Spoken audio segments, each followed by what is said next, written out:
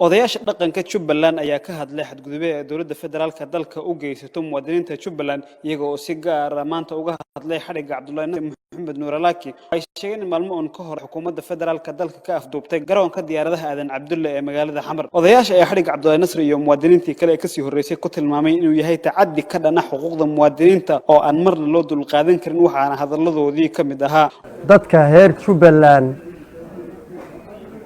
madax iyo minjaba dawladda Soomaaliya ay ku beegsanayso airportka Aadan Cabde dadkaas guud ahaan yaan kaga hadlaynaa gaar ahaan waxaa shirkan aanu maanta isugu nimid aanu rabnaa inaanu kaga hadalno hadday ilaahay tiisa tahay wiilka la yidhaahdo Cabdullaahi Nasri oo lagu qabtay airportka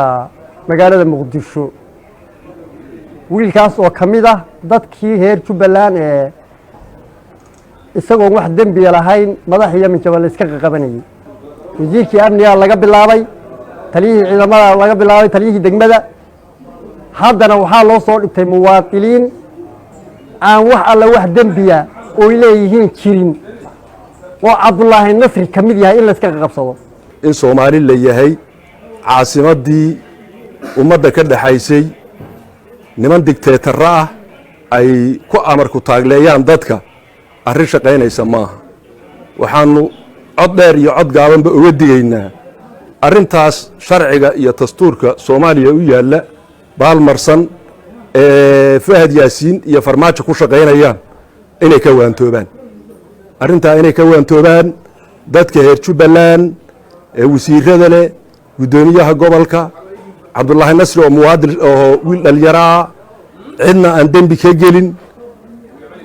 si afduub ah oo ula kaca oo heer Jubbaland baad ka timid xalay Jubbaland baad u hoyatay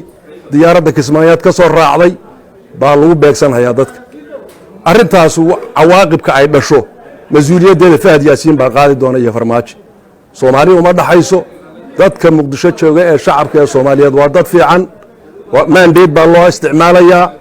amisom baa hareeraha la iskaga wareejiyey arrintaasuna cid ay anfici doonto ma garanayno cid ay anfici doonto haddii sidaa loo dhaqmo oo loo shaqeeyo cid ay anfacaysa ma jiro waxaan leenahay dadka heer Jubbaland ee gaadhay tiradeedu 30 qof aan hadda intaan xaqiiqada ku hayno ee loo isticmaalayo hebel baan lacag siinay wasiirka Jubbaland wasiirka amniga lacag baan siinay aanu nidhi Jubbaland ku soo burburi lacag baan u haysanaa ninka la yiraahdo gudoomiyaha lacag baan siinaa aanu leenahay gobolka Gado ku burburi lacagtii baan u haysanaa ha soo cadaystaan lacagta waan siinaynaa waxaa kaloo cambaaraynaynaa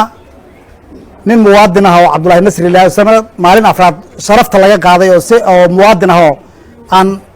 cidna wax dambi oo ka galay aan jirin oo isna sharafta laga qaaday oo Jubbaland ay aad uga xumaatay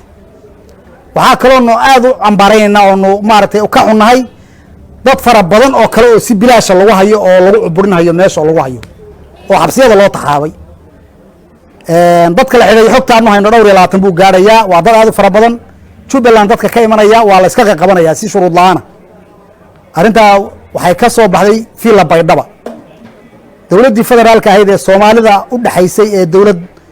dawlad goboleedyadu ay ka tirsanaayeen ee aan ka mid ahayn waxay nagu kalifaysaa wax aad u foolxun oo aan maaragtay u dulqaadan karin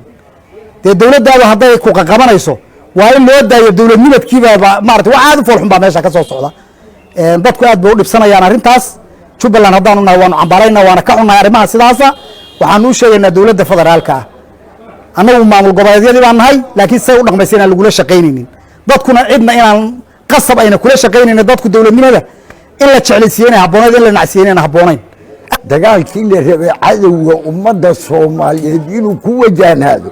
waxa lagu soo wajahay ummadii lafteedii ummadii la hormarin lahaa iyo dawladda federaalku ku soo wajahday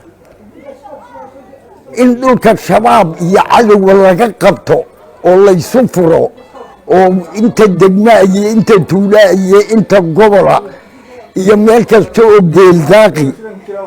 ay dawladda xorayso oo nadiifiso oo shabaab ka nadiifiso yaa loo imaday odayaasha ayaa sidoo kale muwaadiniinta Soomaaliyeed ee gudaha dalka iyo dibaddiisa ku dhaqan hay'adaha u dooda xuquuqul insaanka iyo beesha caalamka intaba u baaqay in ay ka hadlaan xadgudubyada meel ka dhaca ku ah xuquuqda aadamaha iyo sidoo kale dastuurka dalka u degan ummadda Soomaaliyeed waxaan u sheegaynaa ku baraarujinaynaa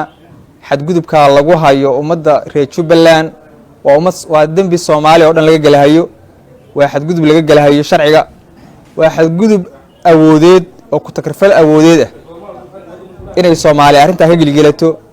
oo laga kaco oo laga hadlo oo aqoonyahankeeda iyo bulshadeeda iyo waxgaradkeedu ay ka hadlaan oo u midoobaan dhibaatada jirta war Muqdisho miyayna magaalo Soomaaliyeed ahayn miyaan caasimadii Soomaaliya ahayn war Muqdisho Soomaaliya horta meelaha joogtada barnaamijkeeda aad u dhageysto walaalayaal war Muqdisho soo caasimadii Soomaaliya ma aha caasimadii Soomaaliya miyayna ahayn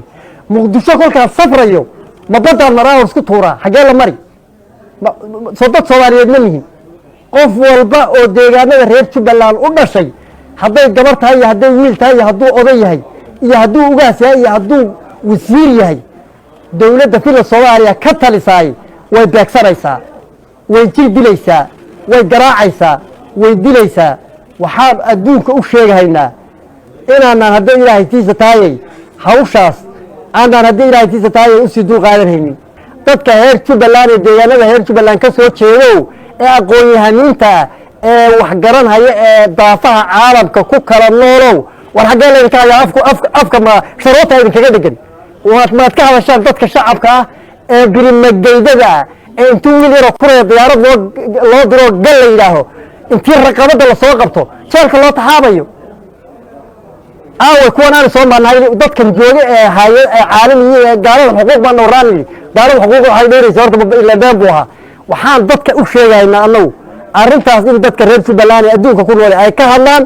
in wiilka yar ee hadda Ilaahay tiisa taayay abi cada reerkii cada yaala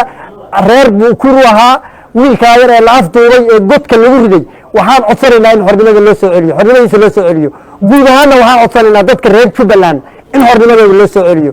iyadoo ay had iyo jeer qaybaha kala duwan ee shacabka Soomaaliyeed ee Jubbaland ku dhaqan ka hadlaan xadgudubka loo geysanayo dastuurka dalka iyo xuquuqdooda waxaana wali cadeyn in madaxda federaalka dalka ay dhageysan doonaan codka dadkan iyo in sida hadda taaganba ay sii wadi doonaan ku takrifalka xuquuqda shacabkooda iyo dastuurkii ay ku dhaarteen inay ilaaliyaan oo ay difaacaan talaabadan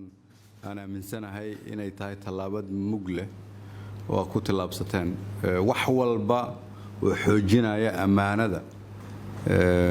ay shacabkan Soomaaliyeed nagu qabaan inay sii adkaato waxaan aaminsanahay inay tahay talaabo xoog leh dalka dawladnimada qarannimada iyo dadnimada Soomaaliyeed u wanaagsan waxaa muuqata marka in ay bangiga iyo wasaaraddu qaadeen talaabooyin dhiiri gelinaya dadka Soomaaliyeed oo dhan waxaan aad u jeclaan lahaa in hawshan aad qabateen in laga sii shaqeeyo in lagu faafiyo dhammaan hay'adaha dalka oo dhan inaanay ku koobnaan wasaaradda maaliyadda iyo bangiga dhexe muhiimaddu marka waxa ay tahay sida wasaaradda maaliyadda iyo bangigu ay u wada shaqeeyaan waa muhiim in wasaaradaha kale oo dhan oo dalka iyo wasaaradda maaliyadda iyo nidaamka wasaaradda maaliyadda ay bangiga u keentay in looga wada shaqeeyo sababtu waxay tahay qofka Soomaaliyeed oo dawladda u shaqeeya xuquuq ku leeyahay si uu xuquuqdiisa u helo bil walba marka ay bishu dhamaato waa inuu mushaar helo mushaar si uu helo waa in amaanada loo dhiibaan xajin karnaa qof walba oo ganacsada oo canshuur bixiyana waxa uu rabaa inuu og yahay canshuurtii uu bixiyay meesha uu ku bixiyay qof walba Soomaaliyeed oo dawladda Soomaaliyeed ay adeeg u tahayna wuxuu rabaa adeeg inuu helo saddexdaas shayba waxay ku xiran yihiin wasaaradda maaliyadda iyo bangiga sida ay wada shaqeeyaan nidaamkan marka dalka ka jira idinka hormuud ah laakiin hormuudkaas wuxuu ku salaysan yahay dadku inay aamini karaan shacabka Soomaaliyeed haddii warqada la isdaba wada maanta oo dhan aan la ogeyn cidda haysata la yiraahdo warqadeedii qof hebel baa haysatay hal igaga soo fujiyana amaanadu way adkaanaysaa وادين همبلينايا marka talaabada ay wasaaradda maaliyadda iyo bangigu ku talaabsadeen waxaan dhihi lahaa laakiin hal lagu faafiyo dalka intiisa kale oo qorsho lagu soo cirib tiraayo isdabawadka warqadaha lagu xoojinayo daahfurnaanta lagu adkeenayo amaanada shacabka ha keento wasaaradda maaliyaddu si aan u wada shaqeyno iyo hay'adaha kale in hanti dhowrka halkan uu joogana way ila quman tahay xisaabiyihii guud inay joogto halkan way ila quman tahay dhammaan wasiiradii wasaaradda maaliyadda iyo gudoomiyaha bangiga inuu halkan joogo way ila fiican tahay sababtoo ah intii naasa lagu aaminay ummadda waxa laga soo aruuriyay inay ilaalisaan hormuudna ka ahaataan isla xisaabtanka marka waxa aad u soo jeedinayaa in wasaaraddu ay iska bilowdo oo bangigu iska bilaabo oo hanti dhowrku iska bilaabo oo xisaabiyaha guud iska bilaabo idinku isla xisaabtama kadibna madaxweynaha iyo wasaaraha ku xijiya kadibna wasaaradaha ku kala ku xijiya kadibna dalka intiisa kala gaarsiiya isla xisaabtanku maaha inaad dadka kala la xisaabtantaan idinku aadan isla xisaabtamina in waxaan aan si daahfuran uga wada hadli karno kulligeena iyada lafteedu waa qayb dhaqan bedelka kamid ah musuqmaasuqu inuu xun yahay inaan ka wada hadli karno amaana inay tahay waxaan naloo dhiibtay inaan ka wada hadli karno dadka Soomaaliyeed inay na weydiinayaan canshuurtii ay inoo dhiibteen xagee geysan waxa soo dhame waa qayb kamid ah dhaqanka ugu dambeyntii qofka shaqaalaha dawladda u shaqeeyo oo 27 bisha markii la gaaro raba in uu mushaar helo bil walba wuxuu aaminsan yahay dhaqankii inuu isbedelay hadduu bil kamida mushaarkiisa waayo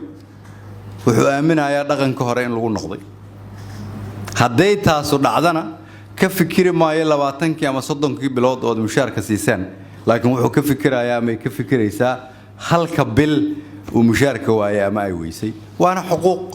oo qofku kugu leeyahay qofkii halkan subax u soo shaqo taga oo 30 maalmood ku shaqeeya waa inuu mushaarkiisa helaa